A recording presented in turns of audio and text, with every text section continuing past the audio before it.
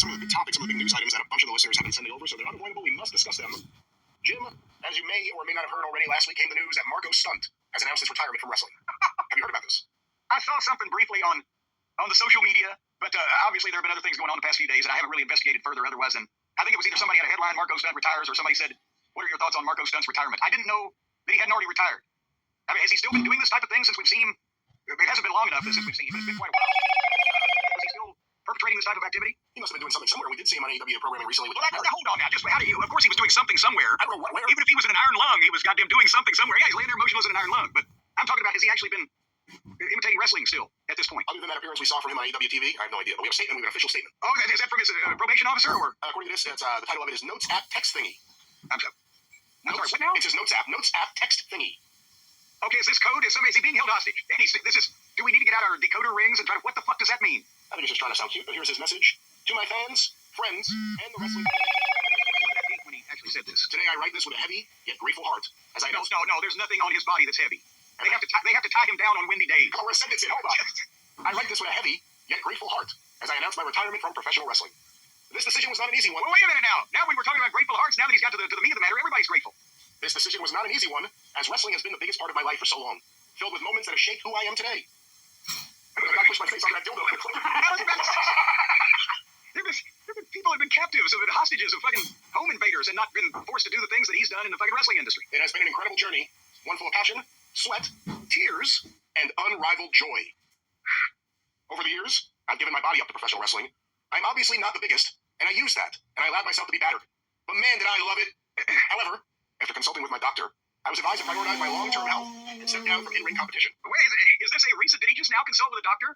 Or would a doctor have told him that about 7 or 8 years ago when he first saw him doing his shit? Imagine you're a doctor, and this is your patient, you walk in, so tell me about yourself, what's wrong? Well, I'm a professional wrestler. The guy's like, what? How? Well, remember this, this guy, he was doing some type of sunset flippage activity, Canadian Destroyer, whatever, off of a bar, an actual bar, in a bar where they were having a show, and hit a railing and broke his leg before.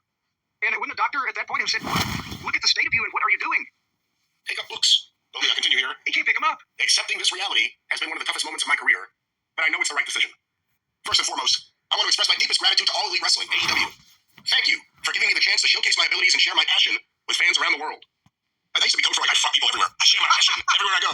Being able to wrestle on national television was a dream I could hardly have imagined when I first stepped into the business. No shit. And it was AEW that made that dream come true. To everyone involved in AEW, from the production crew to the fellow wrestlers who became my family, thank you for believing in me and giving me a piece of my own. I also want to thank you to Brett Lauderdale and Game Changer Wrestling, GCW. Brett, you gave me my start. And So he's the one to blame if anybody wants to pick up a pitchfork. And GCW became the launching pad for my career. It was where I discovered my voice, learned to embrace my uniqueness, and grew into the person and wrestler I am today. You provided me with the opportunities that changed the course of my life. And for that, I will always be indebted to you, unless you ask for money. I did that part. To all the wrestlers I've shared the ring with, to all the wrestlers I've loved before, to all the wrestlers I've shared the ring with, you know who you are. And you prefer to remain nameless. So hopefully you know who you are. Yeah, every one of you has asked me not to mention you and bring it. My journey, teaching me lessons, pushing me to my limits, and sharing unforgettable moments. Whether we battled as opponents or stood together as allies, you all hold a special place in my heart. Doesn't he sound like he's on some kind of Lord of the Rings quest bullshit going on here with the...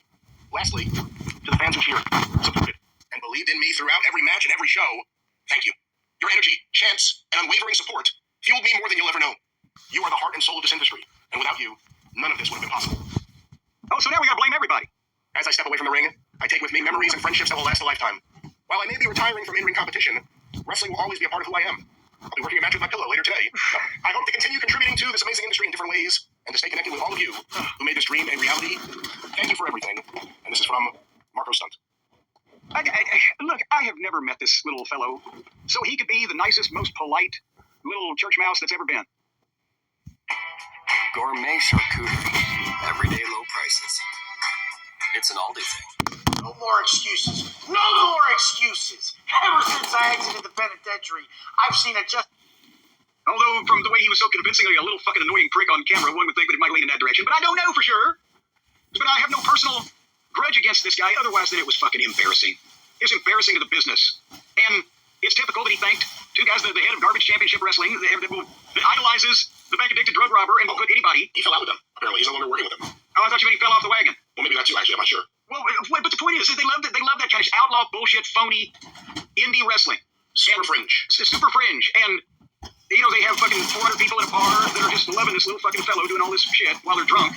And it creates an atmosphere that these small-time, this guy Fort Lauderdale or whatever, these small-time promoters that are marks themselves love this kind of sideshow bullshit. And then he thanks Tony Khan because Tony Khan is the only guy ever with $1 billion that has also had some kind of fascination with the smallest common denominator indie bullshit wrestling. And they put something like that on national television and not only make the business look bad, but make their business look bad initially. They're trying to compete. Even then, when they initially came on the air, AEW was still trying to compete with the WWE, who had an evil owner that people didn't like, but it was still a goddamn halfway professional program if you didn't look at some of the content. And it was another amateur hour, self-inflicted wound by AEW to have this little fucking trained chimpanzee interacting with legitimate wrestlers. And, as I believe we mentioned after that first injury, I think we said, wake up, ding dong. Yes, you're 120 fucking pounds doing all this shit, and no, it's not going to be smart, it's not going to last long. And when you know who won the pony, it wasn't that smart, it didn't last that long. So I'm not like, oh, I'm glad he's in pain forever and must retire and sell pencils in the street. If he's however old he fucking is, and he thought he was going to be a professional wrestler for the next 25 years, or make enough money to retire, then he's not going to be talking about it anyway. So I would assume he's going to have another line of work. So I'm not vilifying him or, setting fire to him in the town square, but no, he was embarrassing the wrestling. It was indicative of the indie-minded shit that a lot of wrestling promotions have, trying to appeal to the same small audience that they present on their program that prevents the mainstream audience, the much larger one, that are following the big guys to joining their little fucking group in their effort. It makes them look fucking local cable and fucking funny. That, oh, giggle at them. Yeah, look at that bullshit. But they're spending money on WWE because they're not fucking broadcasting children wrestling. But all the best to him.